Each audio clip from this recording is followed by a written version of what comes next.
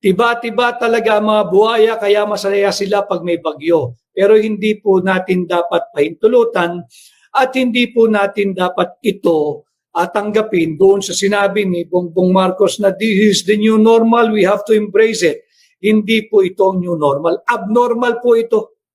Abnormal po itong talamak na pagnanakaw sa ating budget. Abnormal po ito. Abnormal po ito. Huwag po nating tanggapin. Ang lahi po ng mga Pilipino ay lahi ng mga magigiting, hindi po magnanakaw.